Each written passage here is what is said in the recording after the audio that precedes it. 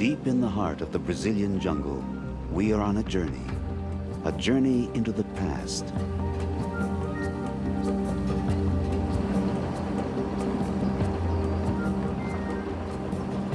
Seven decades ago, a renowned explorer set off into the Amazon in search of El Dorado. He was never heard from again, but his story has become a legend, and we are on his trail.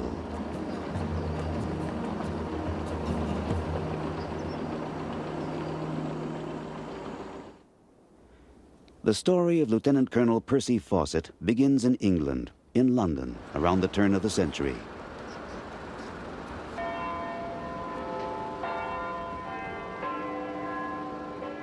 Then as now, the Royal Geographical Society was the bastion of British exploration. Among its members, such world-famous adventurers as the African pioneer, Dr. David Livingstone. In 1906, the Society approached Fawcett.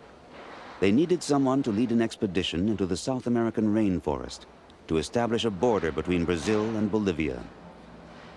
Fawcett's success on the mission would earn him the Society's gold medal, its highest recognition, and in 1916, induction into the Hall of Fame of British explorers.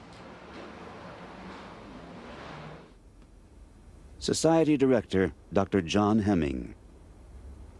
Well, he did about 5 expeditions. The earlier ones were the survey work on the Bolivian-Brazilian frontier, and that was straightforward surveying, and he did it very well. And this society gave him a medal for that. But in the course of that, and as he grew older, he became more and more interested in this exotic and the occult. And then he started getting these ideas about imaginary or legendary lost cities. Little by little, the acclaimed explorer became entranced by strange and mystical stories from the Americas. The more he researched, the more obsessed he became by these tales of Atlantis, of lost worlds and vanished cities deep in the Amazon, of untold wealth, and above all, the legendary El Dorado. His writings, still catalogued at the Royal Geographical Society, bear witness to his passion. As he prepared for his final expedition, he wrote, "I have actually stood in the middle of an old city. I know where the others are. I have proved all the old records." The level-headed colonel had become an obsessive treasure hunter. And so in 1925, he set off to Brazil on what he believed would be his greatest expedition ever. He took only 2 companions, his 21-year-old son Jack and a school friend, on the search for the lost city of gold. But I don't think he mentioned El Dorado as such. He thought he'd read a report by one of the many Bandeirante expeditions. The Bandeirantes were people from Sao Paulo who went deep into the interior of Brazil looking for gold mines or slaves. And they were at their height in the early 17th century. But the report that Fawcett came across was dated 1743, and it was a small team in the interior of the state of Bahia who were looking for some mines, gold mines, that they thought Bandeirantes had discovered about 100 years earlier. And they wrote a report to the then viceroy saying they'd seen this extraordinary city. Fawcett traveled to central Brazil in the province of Mato Grosso, on the edge of the Amazon basin. Starting in Cuiabá, he followed the course of the Rio Xingu, a tributary of the Amazon. According to the Bandeirante report, the lost city was 1,000 miles away, in the direction of the Atlantic. Yet Fawcett chose to go inland along the Xingu River. Why the long way around? In his readings, Fawcett had come to believe there was an entire lost empire hidden within the Amazon. He intended to discover its riches. But what began so confidently in the rooms of the Royal Geographical Society would end in tragedy. Why did Fawcett vanish? What did he discover? It's one of the great mysteries of modern exploration.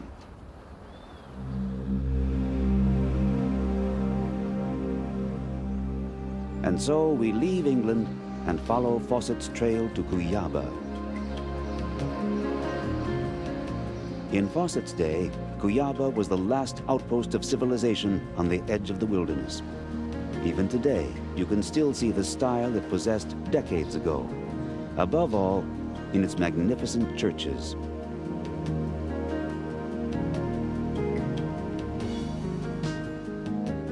But in one of his last letters home, Fawcett mentioned an Indian from the jungle who had said, "Where I live, but some distance to travel, are buildings greater, loftier, and finer than this.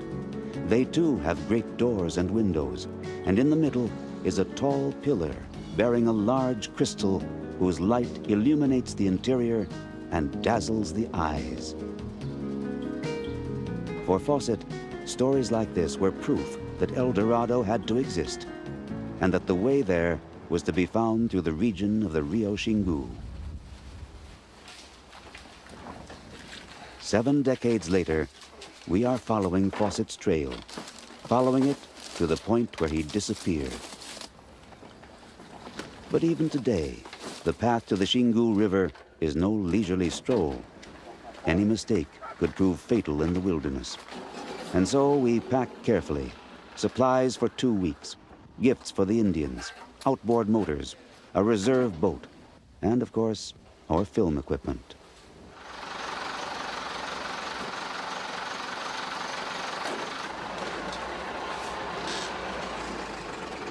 Osvaldo Lindemann accompanies us. Osvaldo is a mechanic, the only one on the Rio Xingu. In the remote villages of the jungle, no one is needed as often as he is, and no white man knows the area as well.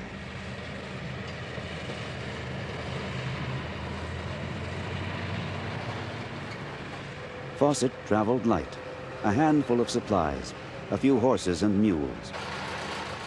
We have exchanged the saddle for an old truck, which threatens to collapse under the weight of luggage and passengers. It took Fawcett 14 days to travel the 200 miles from Cuyaba to the Xingu River. We make the trip in 1 day, but the adventure remains the same. On the dusty roads, on the fringes of civilization, nothing runs smoothly. But out here, a flat tire is the smallest of problems.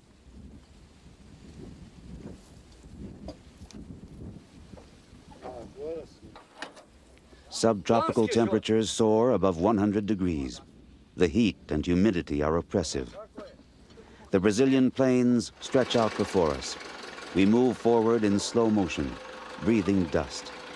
Time here is as monotonous as the landscape we are traveling through.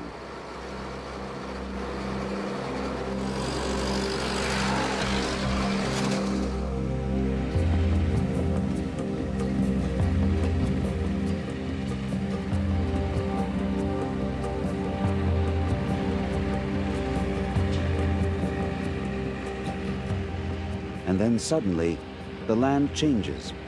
We have arrived at the headwaters, a place where legends grow as rich as the vegetation, like the legend of Colonel Fawcett.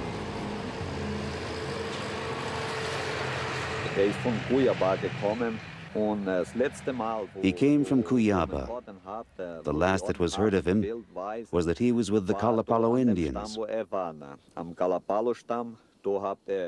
He stayed there for a few days. Some of the older Kalapalos say that they took Fawcett over the river by boat. That was the last time that he and his son were seen. Then Colonel Fawcett simply disappeared in this region.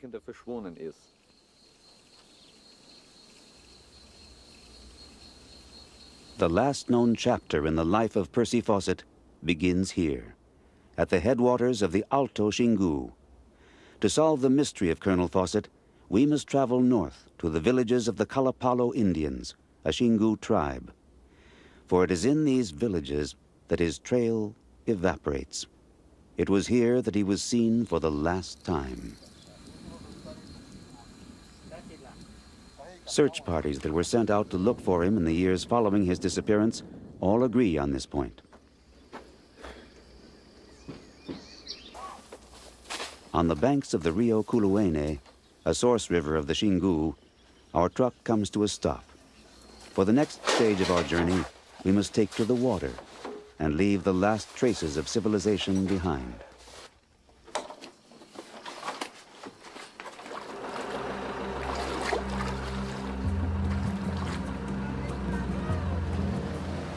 And so we enter a strange world, a world Fawcett sought, a world from which he never returned.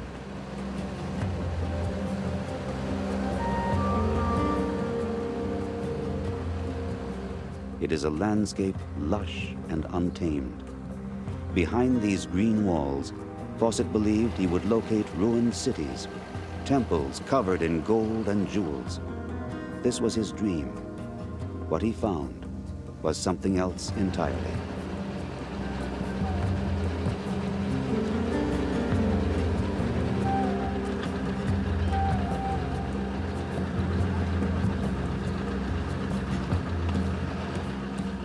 We reach the first village of the Kalapalos.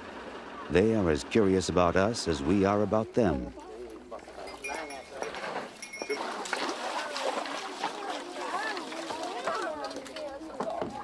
Although the outside world has changed greatly over the years, here time seems to stand still.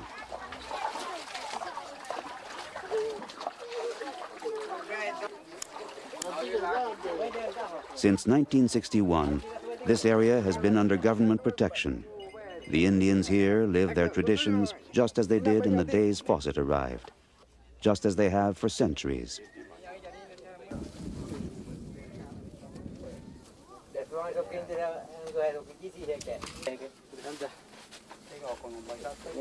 Once again, their bodies are painted. Their waists and foreheads are adorned with beads and parrot feathers.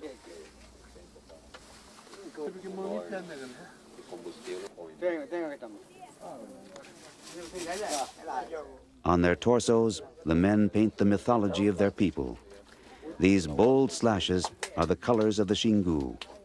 Red for life, black for the night, yellow for the sun.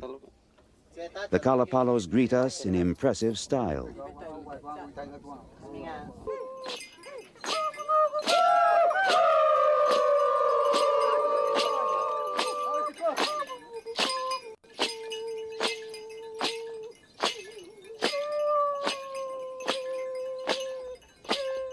In their dances, the ancient myths are relived.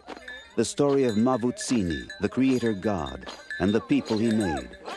For the Xingu, that history is always alive.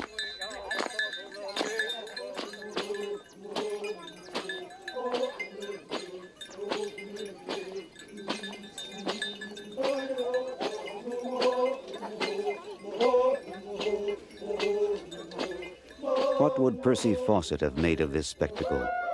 He was a man obsessed, a man with no time for cultural performances.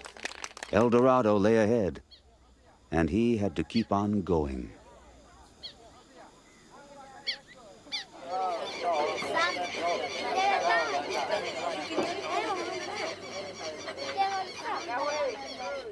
The next day, we set off again in the early morning, guided by the Kalapalo.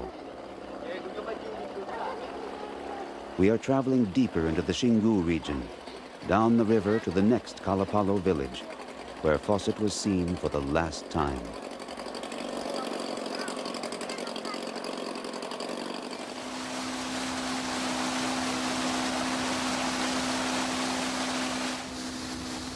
We look around with Fawcett's eyes. How did he feel on this journey, without an outboard motor, without a local scout? Even today, there are dangers along these banks. The threat of malaria, starvation, and just getting lost. But in Fawcett's day, this was unknown territory, and all the more fearsome. A river that led to an uncertain destination. A journey of strange currents, unknown tribes, wild animals.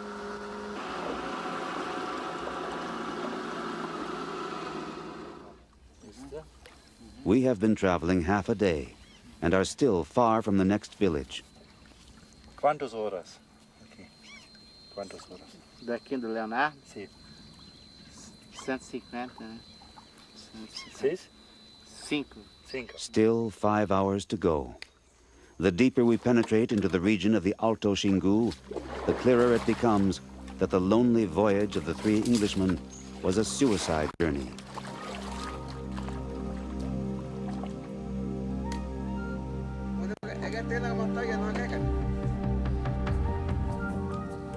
Nature is wild and merciless here. Obstacles and danger lurk all around.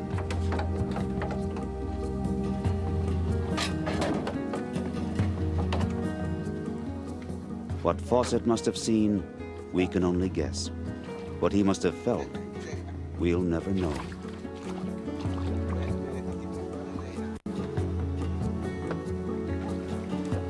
To survive here, you need experience. Did Fawcett have this experience? Did his young companions have it? Did they understand the dangers of the jungle?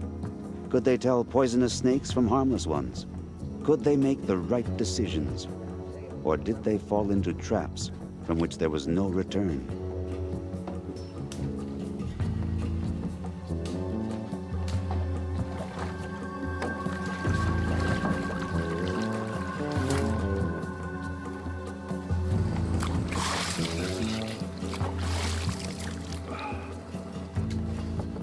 The tributaries of the Xingu, a labyrinth without an exit.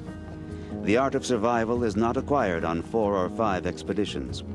Only those who were born here can find their way through this wilderness, can find their way past the dangers, can find food.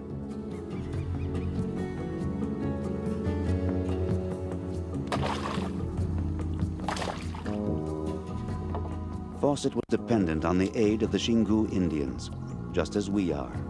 They have skills acquired over the years.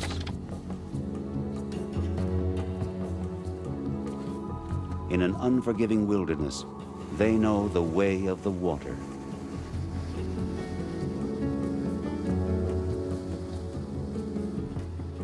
Late in the afternoon, we reach our destination at last. This Kalapalo village is the final place Fawcett was seen alive. After that, he seems to have simply vanished.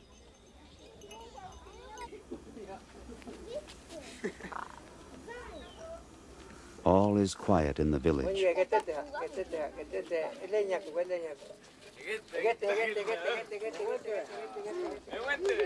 We arrive as hungry as Percy Fawcett's small expedition must have been all those years ago.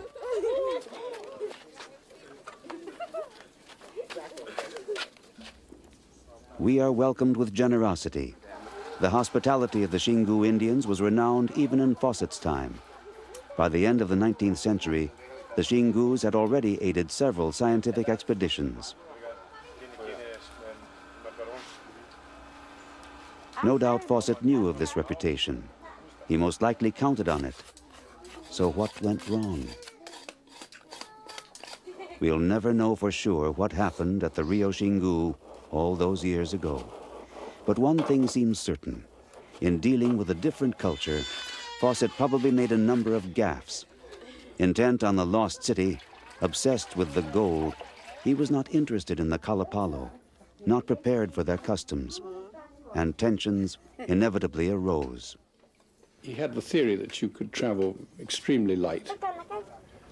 Well, that's all right up to a point, but he went with very few presents for the tribes.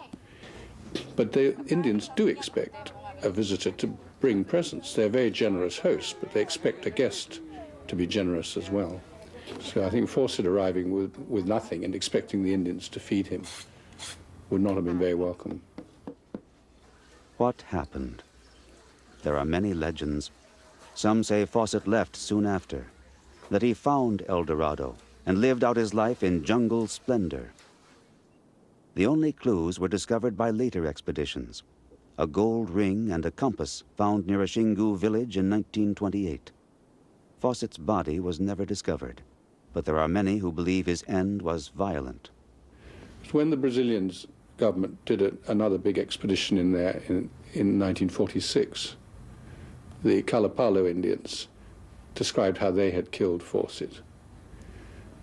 Incidentally, the Royal Geographical Society was associated with one of the early search expeditions for Colonel Fawcett by Commander George Dyett in 1928, 3 years after he disappeared. And that went into the Upper Xingu, and they were told that the Kalapalo had killed him. The Villas Boas also, who were on the 1946 expedition, also believed it was the Kalapalo, because the chief of the Kalapalo had told them exactly why and how they did it, and showed a skeleton that they said was the skeleton of Colonel Fawcett or his son or the son's friend, Raleigh Rimmel. The Xingu are a proud people, and Fawcett was an invader here. Those who violated the rules met with fatal consequences.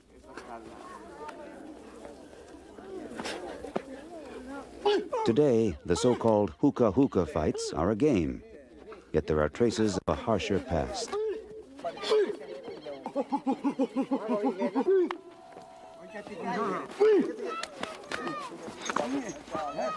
This is more than a wrestling match. It is a reenactment of the mythical first fight between the monkey and the jaguar, a fight for honor and prestige.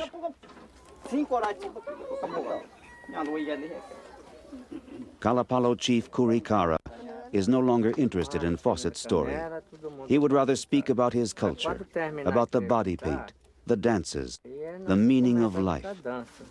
El Dorado, that is only the dream of the white man. So what did Fawcett find on his expedition? Did he come upon his riches, his lost city of gold? Did he ever locate his paradise in the jungle?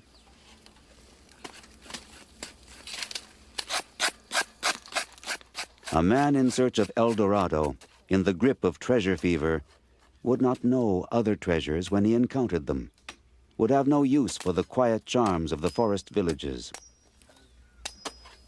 For here there are no gems, no fame, no honor, only the same work day in and day out. This cannot have been the dream of the ambitious Percy Fawcett.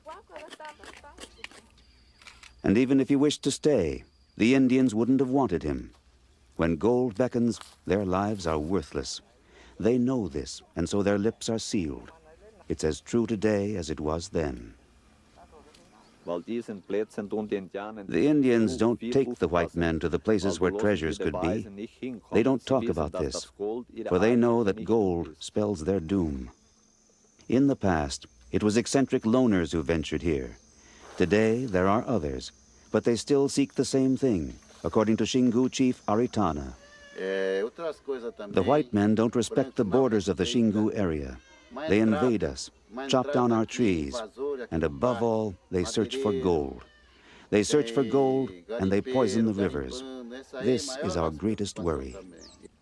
There is gold throughout Brazil, and the prospectors believe it is here too, in Xingu territory, according to Ronaldo, a local official.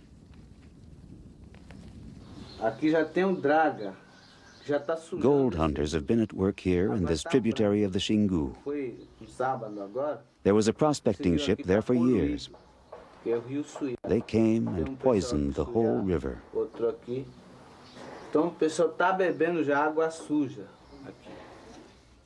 Then as now, gold hunters meant danger for the Indians.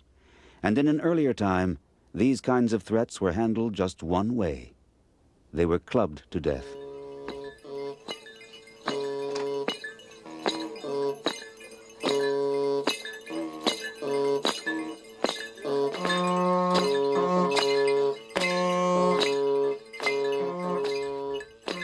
The flutes are playing in the village. They link the present to the past, to a time long ago when order was created in the world, the time of myths.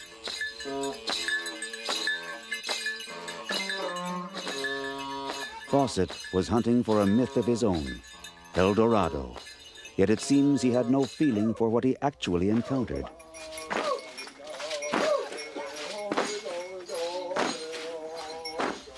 We have come to the end of our journey. for it seems certain that this is where Fawcett's expedition met its end, here among the Kalapalos.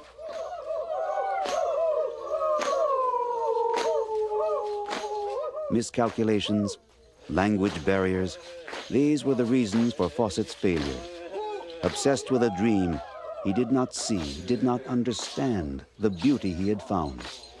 He paid the highest price.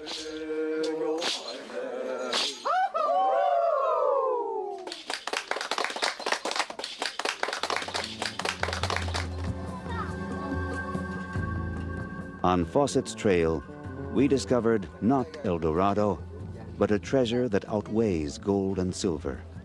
A fragile treasure that must be treated with the utmost care. We have discovered a heritage of mankind, the beauty of an Indian culture.